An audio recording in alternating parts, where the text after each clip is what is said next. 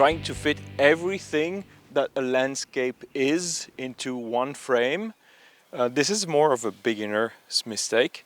If you don't have that strong foreground, that strong middle ground, that strong background, the really tight composition, shooting wide all the time is pretty boring unless you just want to show, I'm here, this is the size of the place, or that these characteristics are interesting, but they're only going to be interesting for one shot or two. But then you can shoot longer. You can shoot, yeah, here, I shoot always, like almost always with this My Landscapes. I love it because it's allowing me to isolate parts of the whole and just choose, like, I want this to come out, and it's much easier to create compositions. Here it's not going to be easy because I have something here, but I can do a crop, I can do nice crops. This one is more interesting, even if I do a 16:9 crop later on. Generally speaking, it's going to be easier to compose than just showing everything. So that's the first misconception.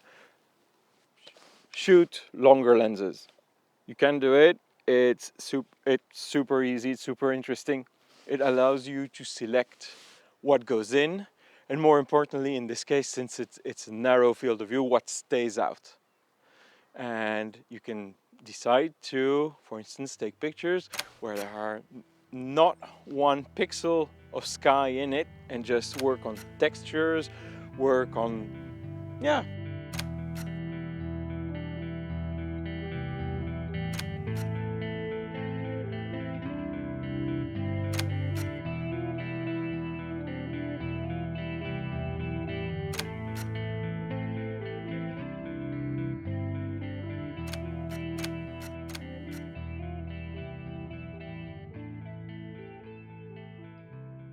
The second misconception that I hear a lot, it's not really a misconception because it's a valid way of doing things, but it's more of a dogma in the landscape genre, and it's that you need to have as much as possible of your framing that's in focus.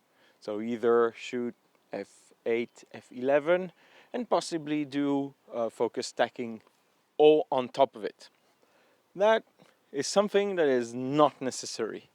You can use a shallower depth of field to tell the viewer, this is the part of the landscape that attracted my eye, and I want you to know and to feel that I'm looking at that.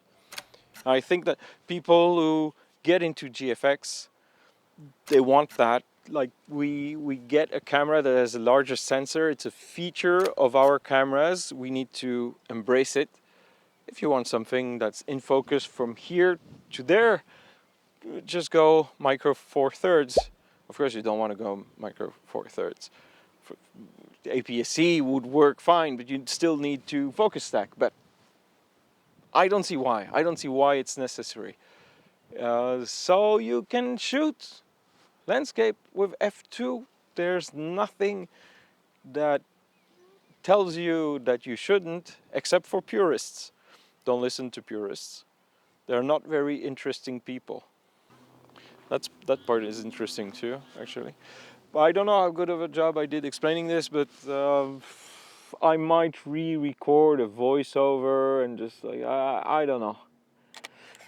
I have to tell you, it's been a bit hard to get to the end of this. And I'm very, I'm a bit jumpy. Tonight, today, tomorrow. I think I need rest. I need to shut up. Yeah.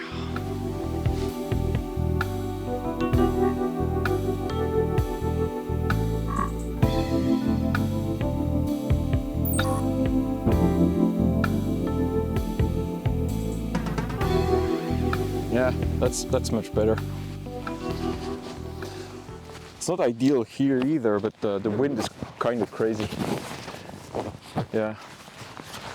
Well, not crazy, it's just the mountains. I feel it's starting to rain. It kind of sucks. I still don't like to talk to you guys like this.